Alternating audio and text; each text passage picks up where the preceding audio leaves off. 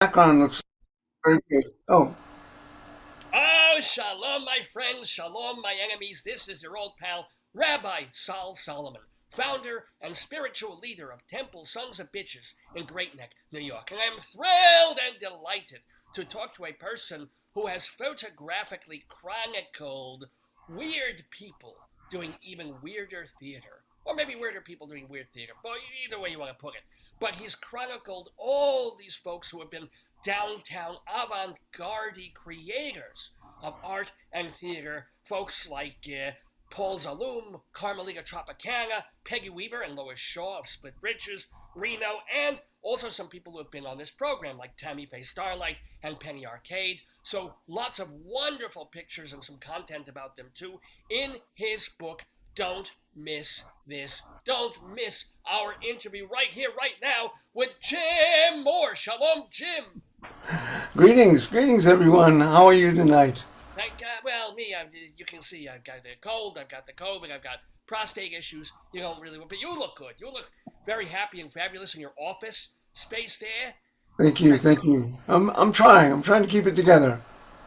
Now, is that your special? Is there a dark room somewhere, or are you don't even deal with dark rooms anymore? No, I don't use the darkroom anymore. I mean, I'm digital, mostly digital. I have a whole like archive of analog negatives here that I shot up until like 10 years ago. But I send them out to the lab when I need them printed, or I scan them and make and put them online, which is what mostly happens these days. Do you miss the days of that kind of control of going into the dark room, less exposure, more exposure, the solidarity and the solitude? Or is it like, oh, the hell with the chemicals and the this? I'm just gonna, oh, this pick, run it up, it's done. Yeah, I miss the darkroom. I miss that solitude. I miss that the quality control and the magic of the image coming up in the paper and and being able to make different size prints and hanging them on the wall so beautifully. I miss all that. But at the same time, it's a trade off. The chemicals were a little toxic, but such is life. Life is toxic. What can you do? Maybe you can still, and I assume you do still, take a picture and make it any size you want and can put it on the wall. That hasn't, or has it changed? No, That it's hasn't changed. No, that hasn't changed except you don't print them yourself anymore. You get a lab to print them up now. Yeah. if you had to choose one or two or three of your all-time favorite photographs Oh dear. of yours, of your own. Ah, that's a good question. I would have to give that some thought. It's a 3 hour show here, so let's Let me think about it. Maybe I can get an answer to you later on in the interview. keep that in the back of your head there, in the back Okay. of your thinking. Yeah. So, do you have a favorite picture in your current book? Don't miss this. No, I love them all. I love every picture in the book. We actually had 500 pictures that we honed down from several thousand to 500, and then the 500 got narrowed down to what's in the book now, which is 280. So these are the gems of all the stuff that got cut away, which I've got to ask, what was 281? oh, 281. Yeah, we reformatted the book at one point, and we were actually able to include quite a few pictures that I thought were going to be cut, which was really a pleasure. So there's one wonderful picture of a Greg DeSanto, who's a ex Ringling clown who now has a museum of clowning in the Midwest. So he was actually on the cutting block, but then I was able to get him in the book, which was great because he deserves to be in the book. Now, percentage wise, how many of the photos in the book were actual staged, like come do this in a studio, dress up, we'll take different angles, versus see them in person or in rehearsal, shoot, and grab the best? I would say like 99% of them are in performance shots. Really? Yeah, Wow. yeah. Most of them, all of them. I mean, the idea was that it's going to be a book of performance shots, and I don't know. I don't know if there's any shots in there that were staged. To be perfectly honest with you, I think everything was shot in performance. Well, their photos are really, really clear and they seem almost staged. That's how good The pictures in this book don't look Thank you. Yeah, well, we, use good equipment and, wait for the right moment, edit all those pictures down to the best pictures. You get some real gems. Now, here's the deal. Of all the performers whom you photographed, do you have a particular favorite of their work? Like, oh, I really love watching Nina Conti or whoever else. I love Nina Conti. She is hysterical. And I mean, everybody in the book is like my favorites. They're all my favorites. I love, I mean, we had a wonderful book launch on May 9th at the Slipper Room in Lower Manhattan. And I had 11 of the local people that were in the book perform on stage. And it was such a hoot, such a funny show, such a great group of talented people. I mean, just amazing lineup, which I put together for that event. It was really a special event, and I just loved all those people.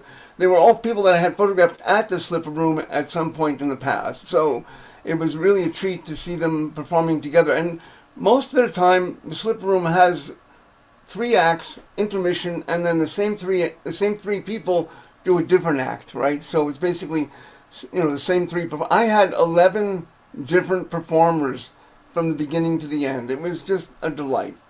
Well, let me ask you the one thing that, and maybe I didn't look closely enough at the book, but the one thing I kind of hoped or expected to see in the book that I don't think was there are the progenitors of this kind of performance in some way, any of the NEA 7. I didn't see Holly Hughes, I didn't see Karen Finley, I didn't see. Did you make an effort to get those folks, or was it just. Yeah, so that stuff is in my previous book, Which was? which was called Insights, Jim Moore Insights, and it's all black and white stuff. It came out in 1989. It was printed by um, a group called the Mime Journal out of Pomona College. It was a really lovely little book, kind of a black limited edition printing. It was really nice. So there's a lot of the performance art people that are NEA people that you were mentioning that were in that book. And that makes Peggy, sense that you already. Peggy Shaw, and they're in the book. They were. That was a shot. That was actually shot in the early days of the book. I mean, the book goes from 2010 to 2019, so that was one of the early shots that I did at PS 122 before they closed down. They became something else. Why didn't they come back?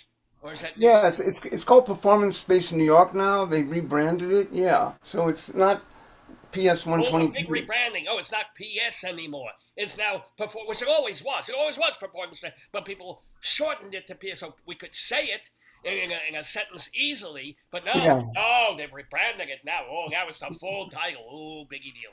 But yeah, let me also ask you this: you yourself, at one point, were a street performer.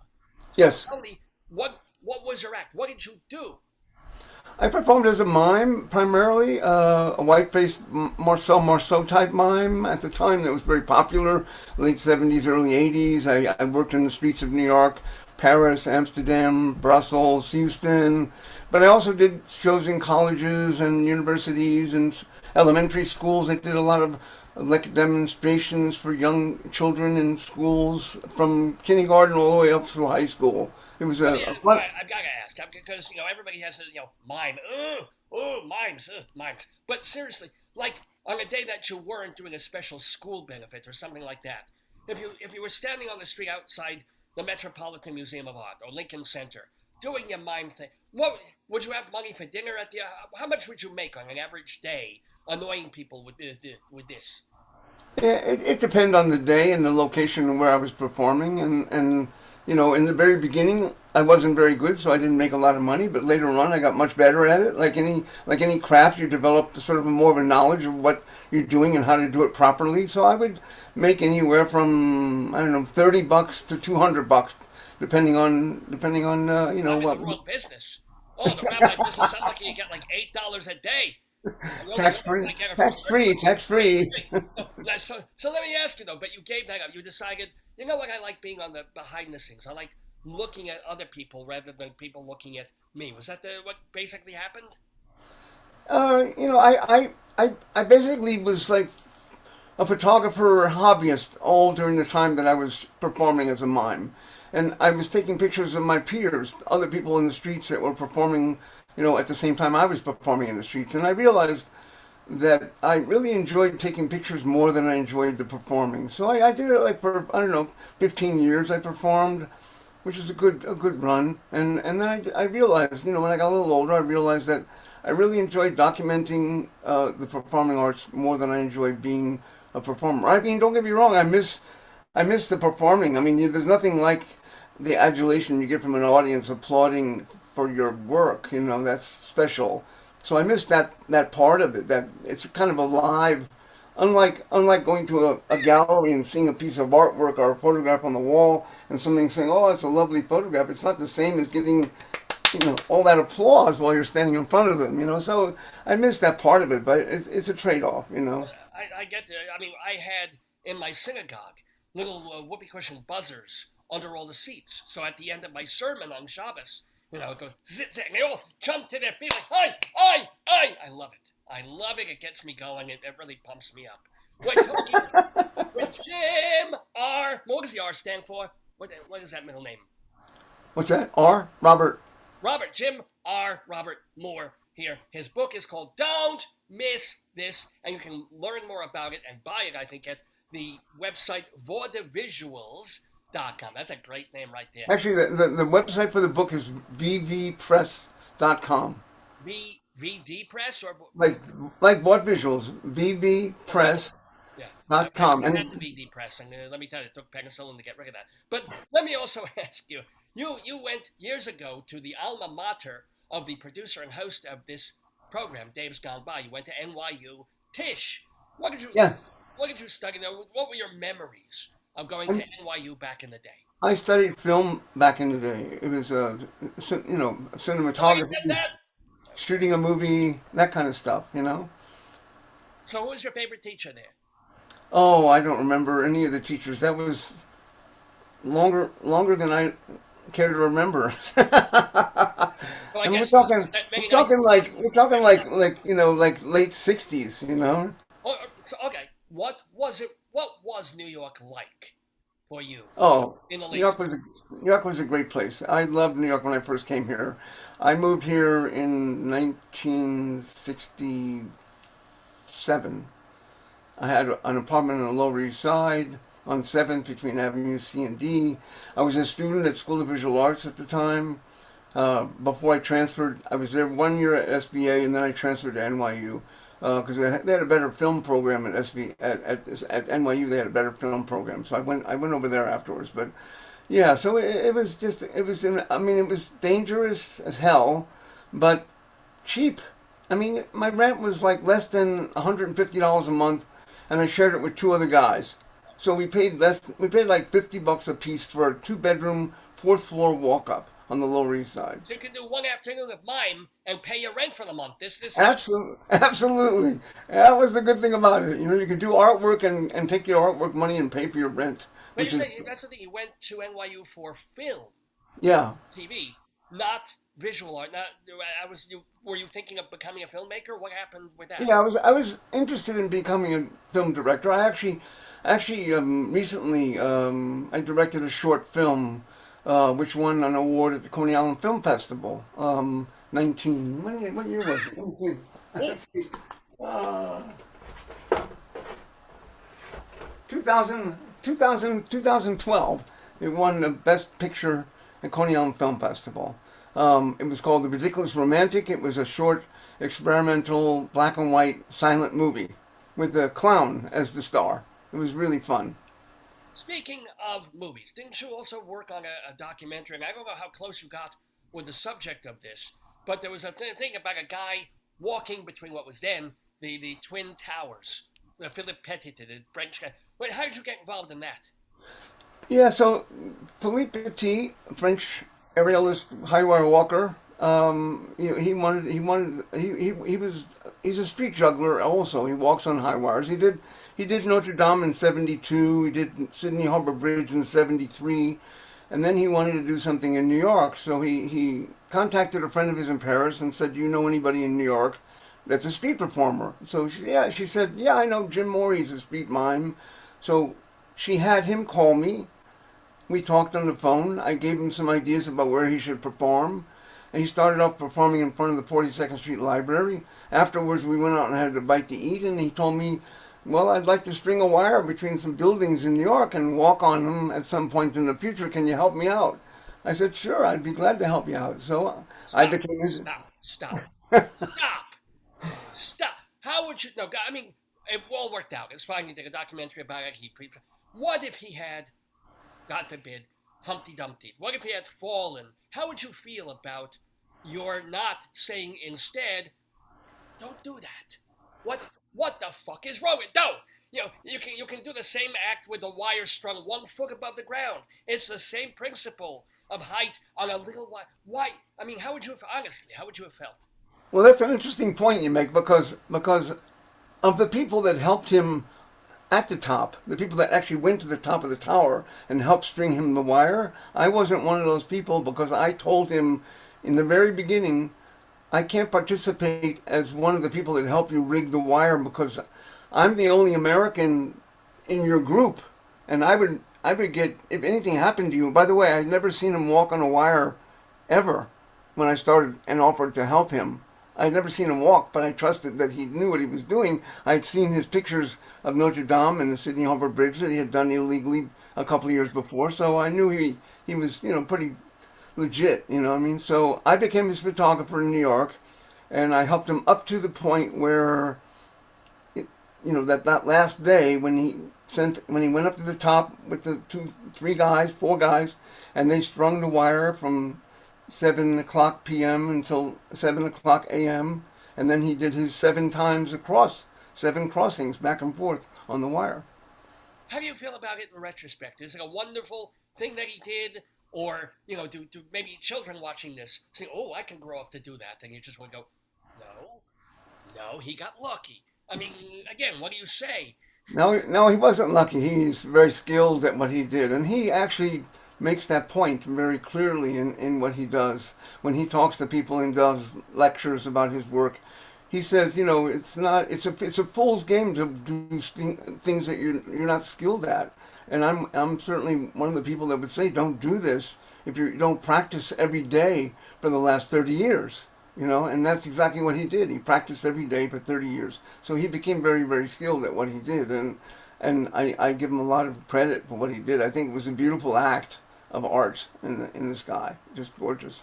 Now, speaking about art, I do want to get back to your new book, Don't Miss This, available where all books are sold.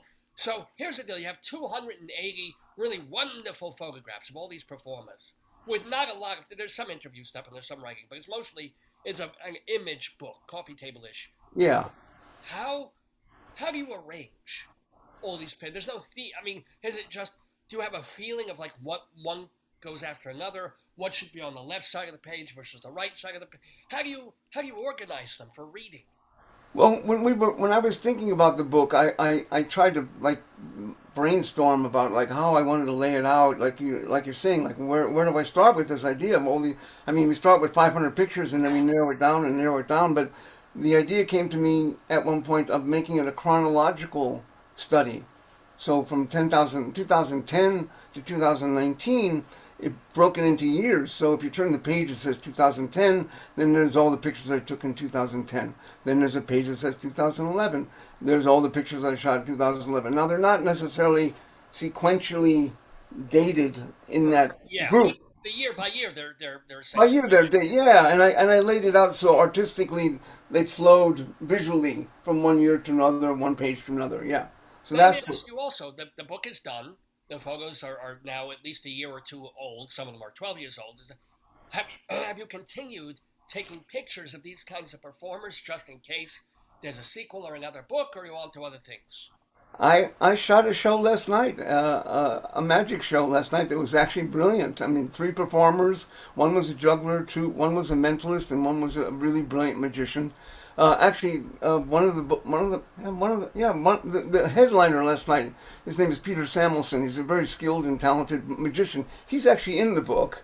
So he performed last night, and I photographed him again because I really enjoy watching his work because he stuns me every time he performs. It's just like really quite stunning magic. Now, speaking of stunning, the one thing I've held back from people is they might be stunned that not only have you photographed some fairly big name and unknown essential street and off Broadway performers, but you've been on the road photographing major I can't even think of the words. Like a COVID brain fog here. But the Rolling Stones, the Grateful Dead. Tell us experiences.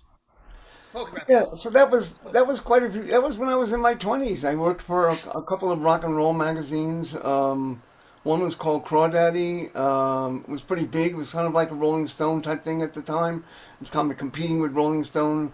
I shot John McLaughlin and Mahavishnu Orchestra in Central Park. The Rolling Stones in Madison Square Garden. Went on tour with Jethro Tull. Wow. Photographed the traffic at the Fillmore East. A lot of really fun shows. Really a lot of fun shows. Well, that's the difference, though, of going to, let's say, Dixon Place or the Duplex or 88, 100 people milling about with cocktails and watching a thing versus the Stones at Monterey or where. I mean, how did they let you? Did they give you access to the lip of the stage? Are you on the stage? Where are you, and how do you get what you need to get? Yeah, I was actually in the third row. I actually bought a ticket to shoot that show. Sometimes, I mean, with the Jethro Tull group, I went on tour with them. They paid me to shoot, him performing, Ian Anderson performing on the road. So that was later on. But in the early days, I just used to pay to go see shows and take pictures. So that was, that was a fun thing. But the Stones were. I don't think they probably have In the one. third row of a massive thing, was there always somebody still behind you in the second and first row where you get the shot? Oh, sit down, goddammit! You know. You always have that problem, always. Especially when I was at the Fillmore East, I used to get pushed all the time by people like trying to get closer to the stage, to be next to the star, to be Yeah, right. next to Stevie Winwood or somebody. It's like I saw my camera got flung around, like all the time. Sometimes I have blurry pictures as a result of that, but Did you part ever of have, besides, I mean, all right, first of all, since you're on the road with Tull, you probably got to know Ian Anderson and, Barrett and the gang. Any on the road Tull stories? Did they have really weird hippie chick groupies? Were they, I don't know, sipping butternut squash from hollowed out wooden cups or something? Tell me some Jethro Tull trivia. Jethro Tull. Well, actually, Ian Anderson was quite a brilliant rock and roll musician because he took all the money he earned from rock and roll and he invested in Fish. caviar Yeah. farms He in raised Scotland. his own fish. And it's, Yeah, up yeah. in Scotland. Yeah, so he's still performing. Actually, he's still on tour here and there. But he's got a But wealth. I want to know about your experience on a tour bus, or at least following around and being in the dressing room. Nothing, no, just like hey, Uh, there, they were normal. I was just, they put me in the front of the stage, and I photographed the show, and then I would leave and go to the hotels that they situated for me, and then the next day I'd come back to the theater or club and be in the front row shooting the show again. So I didn't really get to hang with the people. It wasn't part of that contract. So when you photographed the Stones, so you would buy a ticket, but you never had any personal dealings or interaction with them or with No. Jerry Garcia and the Grateful Dead, or were there any rock stars that you interacted with? Yeah, there was one time when Crawdaddy magazine sent me to Watkins Glen, which was a rock concert like Woodstock, upstate, and it was on a raceway that they had set up as a concert hall. And the Grateful Dead performed there, and the Allman Brothers performed there, and I was there shooting the show as well as this gentleman I was working with who was a reporter. He interviewed Dickie Betts, Oh the guitar yeah, player. Yeah, so he was interviewing Dickie Betts, and I was photographing the interview of Dickie Betts. So that was kind of fun to just hang out with Dickie, hear his story, what he was doing, the band, and how his involvement with the band was changing, and all those kinds of things. That was quite inspirational. And the other one that I really enjoyed was when I photographed Canned Heat at the Electric Circus on St. Mark's Place. They were terrific, and I got to hang with them. They were really nice. They were really nice people. And they were an amazing group. Really loved them. okay. Well, let me ask you. You had this pretty wonderful life, all things considered. You went into a field. I mean, first it was like street performer, mime, then photography, then film for a little bit. everything your mother probably told you, you should probably not go into if you want to make it. What did you actually, when you were in high school, what did you think you were going to be? I didn't have any clue what I was going to do in high school. I was very disgruntled nonconformist, and I wanted to ride a motorcycle from the top of North America to the bottom of South America, which never happened. I never actually got skilled at riding a motorcycle, but that was one of my dreams.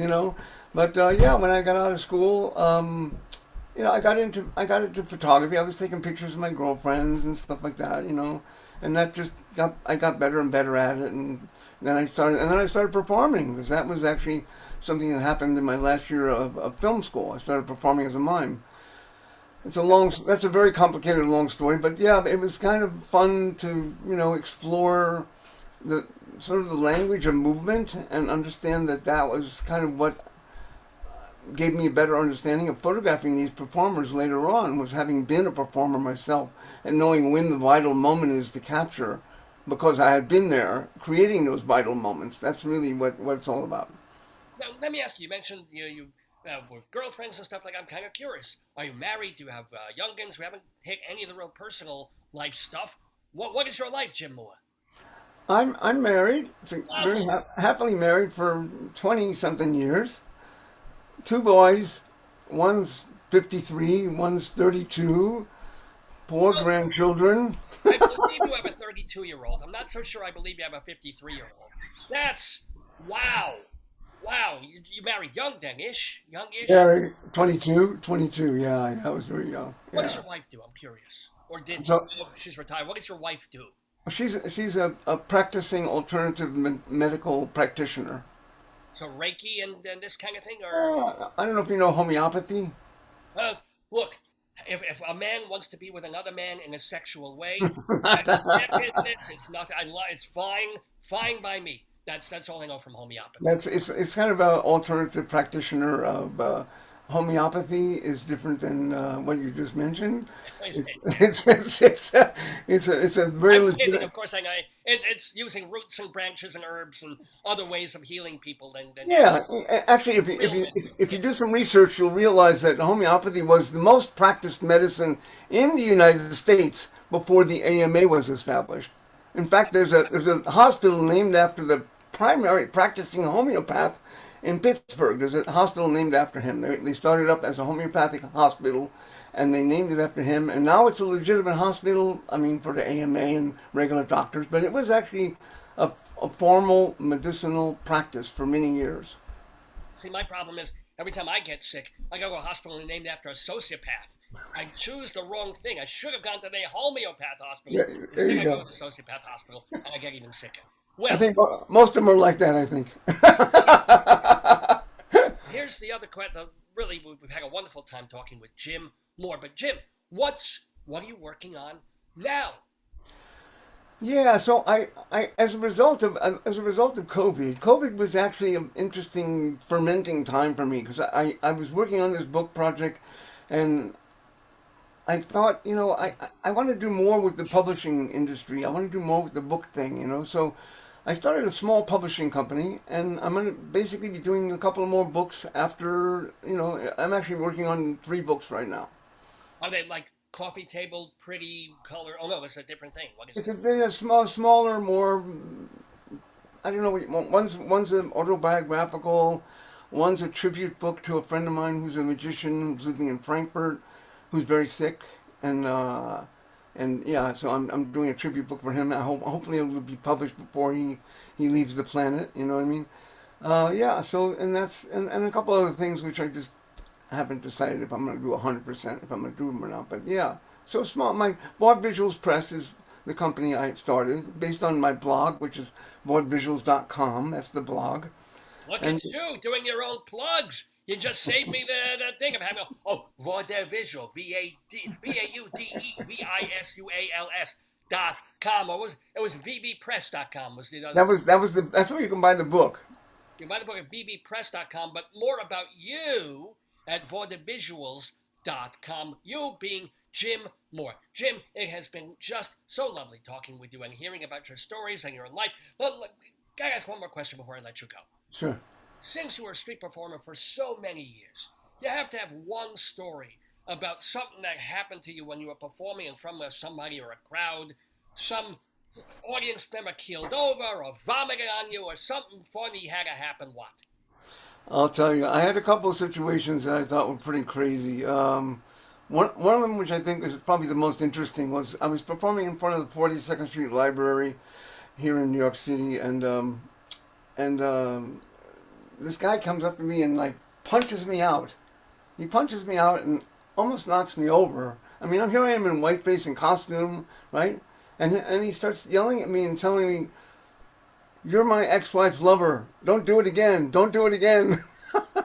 Wow. Were you? No, no, Oh, I had, just I had check. no, You I never had did. no idea who this guy was. So that was one. All right. That was one of the two situations. The other one was when a guy emptied a gallon of white paint on me. He just took a heaved a gallon of paint on me, and then said, "Now that's funny. Now that's really funny." Wow. What? Now, what happened? I have to follow it. I mean, did you try and find a cop? Did you try and slug him, or were you just in such like, you know, what the fuck? I need a shower. I mean, what did you do? He just walked. He just walked away, and I left him. I left him go. I didn't want to get in. I didn't want to get into an exchange with him. I thought this is crazy. I didn't wipe my nose, it was a little bloody, like, and I just continued performing. He just kept Wait, on. wait, wait, wait. White. He didn't drop like whitewash on you. He pulled a bucket of white paint. How Right. long did it take paint to come out of the crevices of like your scrotum? I had to stop performing when that happened. I mean, I had to like pack up and go home when that happened. Yeah, that's what I'm saying. Yeah, Oh, wow, wow. it was That's crazy. the joys of live theater. Isn't it wonderful? This is why you go behind the camera, I'm telling you.